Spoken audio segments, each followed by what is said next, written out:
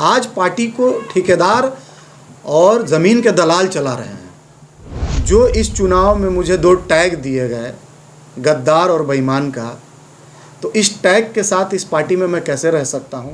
हम जेएमएम में थे, लेकिन कोई भी जेएमएम के लोग तो हमारे साथ नहीं घूमे। कि कुछ पार्टियों का बहुत बड़ा भी ऑफ़र आया है मेरे पास, बहुत सारी पार्टियों का प्रदेश स्तर से, कि आज मैं झारखंड मुक्ति मोर्चा के प्राथमिक सदस्य से इस्तीफ़ा दे रहा हूं। जो अध्यक्ष हैं दौलत सोनी जी, उनको माला पहनाकर हमने दिया है, तो एक राजनीति का परिचय और देंगे कि अगर वो कुर्सी पे बैठ के और जनता के अधिकारों का हनन करते हैं तो मासूम आपका विरोध करने में भी कहीं पीछे नहीं हटेगा। देखिए, सबसे पहले तो कल ही होली का त्यौहार गुजरा है और बहुत शांति तरीके से होली का त्यौहार गुजरा।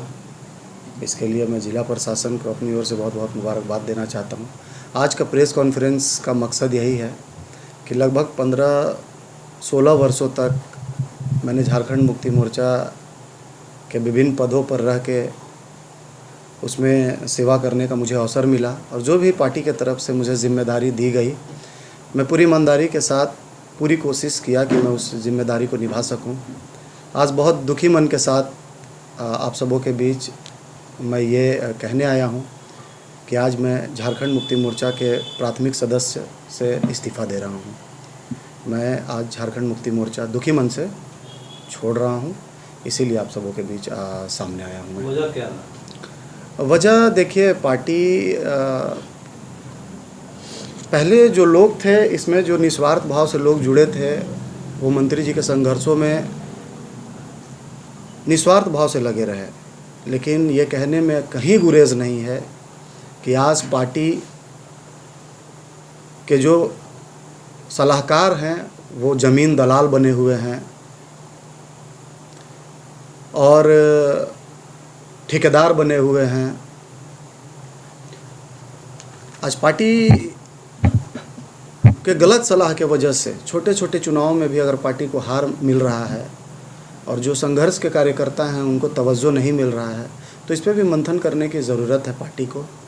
आज आप लगातार देख सकते हैं, चाहे वो विधानसभा हो, नगर परिषद हो, प्रमुख में एंट्री हो, सब तरह से अगर हम मात खा रहे हैं या पार्टी मात खा रही है तो गलत सलाह के वजह से।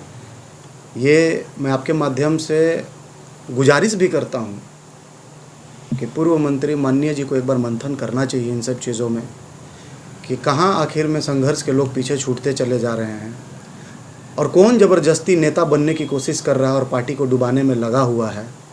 ये सब भी मंथन करने की ज़रूरत है। आज ठेकेदार नेता बन रहे हैं, ज़मीन के ब्रोकर नेता बन रहे हैं। आज जो मंत्री जी के चमक धमक देखकर पार्टी से जुड़े और सिर्फ निजी स्वार्थ के लिए कि हम मंत्री से जुड़ेंगे तो हमारा ब्लॉक में अच्छा काम होगा, हम मंत्री जी से जुड़ेंगे तो हमारा ठेकेदारी अच्छा चलेगा, इससे पार्टी को किसी भी हद तक फ़ायदा नहीं होने वाला है। आपको नुकसान ही होगा और नुकसान लगातार हो भी रहा है।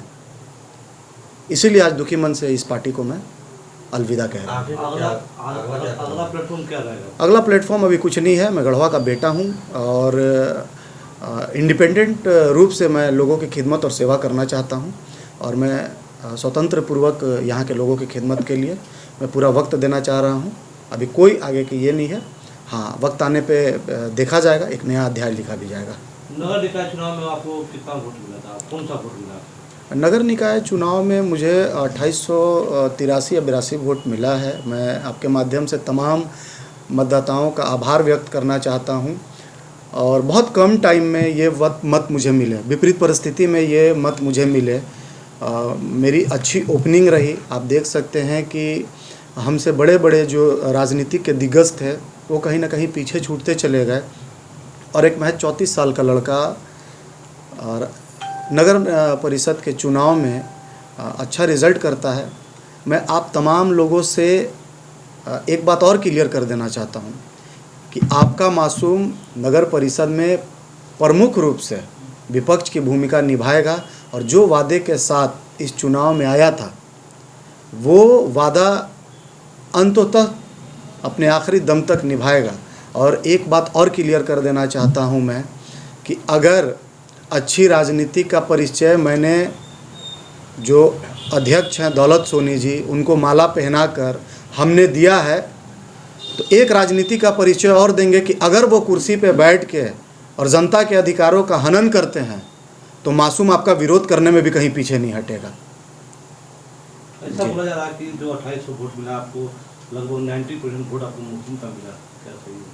देखिए, ये तो कैलकुलेशन की बात है, ऐसा नहीं है कि आपको सिर्फ क्या लगता है? नहीं, हमको मेरा ऐसा मानना है कि जितने कम दिनों में मैंने अपनी उपस्थिति दर्ज कराई, जितना कम दिनों में मैंने मेहनत किया, उस कम दिनों के हिसाब से मुझे आप देखेंगे कि हर वार्ड में थोड़े वोट मिले, लेकिन हर वार्ड में मेरा वोट मिला। उस वार्ड में भी वोट मिला जहां तक मैं नहीं पहुंच सका। और आप इस बात से भी अंदाज़ा लगा सकते हैं कि शहर का जो मेन रोड है वो पूरे रूप से व्यावसायिक का है। अगर शहर में हमारा पोस्टर और बैनर लगता है 4-5 जगहों पर, तो जाहिर सी बात है कि यहाँ के बेटा होने की वजह से उन्होंने मुझे भी एक्सेप्ट किया। तो ये आरोप लगाना कि सिर्फ माइनॉरिटी का वोट मिला, नहीं, ऐसा नहीं है। मुझे हर लोगों का वोट मिला और हर बूथ पे वोट मिला है जी। चुनाव के बाद जो है इस तरह का पार्टी से रिजाइनिंग का डिसीजन क्यों हुआ सर? देखिए, दुखी मन से ये बात मैंने एनालिसिस कर रहा हूँ कि जिस पार्टी के साथ हम लोग संघर्ष किए और जिस पार्टी से हम लोग यहाँ विधायक बनाए, हम लोग का बहुत बड़ा योगदान अपने जवानी का अगर हम लोगों ने थोड़ा ही हिस्सा अगर इस पार्टी को दिया है, तो मुझे लगता है कि हम लोगों ने, सब लोगों ने मिलकर इस पार्टी में संघर्ष किया, पार्टी को खड़ा किया। और हम लोग भी हमेशा चाहते हैं कि काम करने वाले लोग जीते, और माननीय मंत्री जी ने काम किया और दिखा भी दिया। लेकिन मामला ये है उसके विपरीत कि आज पार्टी को ठेकेदार और ज़मीन के दलाल चला रहे हैं, और वहाँ पर हमारे जैसे लोगों का रहना हमको लगता है कि सही नहीं है। आप बोल रहे हैं जो दुखी मन से छोड़े, तो क्या पार्टी छोड़ने की इच्छा नहीं था क्या आपका? नहीं, दुखी मन, देखिए जाहिर से क्या नहीं समझ पा रहे, एक बात बता रहे हैं, अगर आप किसी परिवार में जन्मे हों और वहाँ पे अगर आपकी नाराज़गी हो जाती है और कभी आपको घर छोड़ने का मन करता है, तो कोई खुशी मन से नहीं छोड़ता है।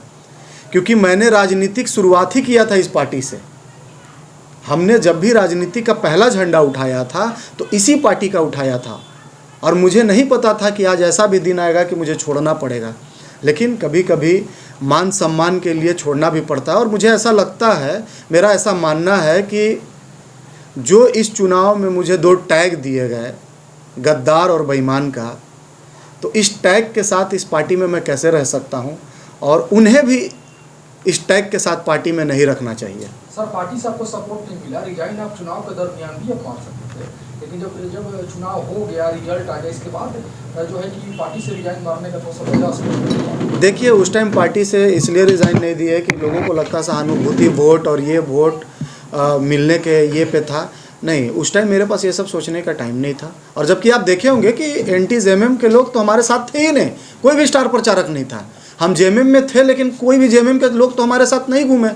हमारे साथ यहाँ के आम वोटरों ने साथ दिया है, आम मतदाताओं ने साथ दिया है, नौजवानों ने साथ दिया है, उनके बल पे हमने ये चुनाव लड़ा है।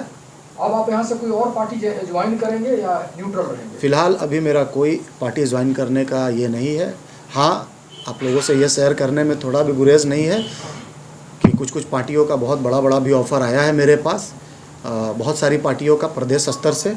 लेकिन अभी मैं इन सब चीज़ों पे पूर्ण विराम लगाना चाहता हूँ। मैं स्वतंत्र होकर गढ़वा का खिदमत करना चाहता हूँ और गढ़वा का सेवा करना चाहता हूँ। लोग आपको एमएलए का नेक्स्ट चेहरा के रूप में भी देख रहे हैं? बिल्कुल, अभी ये सब अफवाह है, ये सब चीज़ पे अभी मेरा पूरा फोकस नहीं है। मेरा पूरा फोकस, मैं बोल रहा हूँ कि गढ़वा के तमाम ज़रूरतमंद लोगों के साथ हर वक्त खड़ा रहूँ। यही मेरे आगे की कार्य शैली होगी जी। बहुत बहुत शुक्रिया।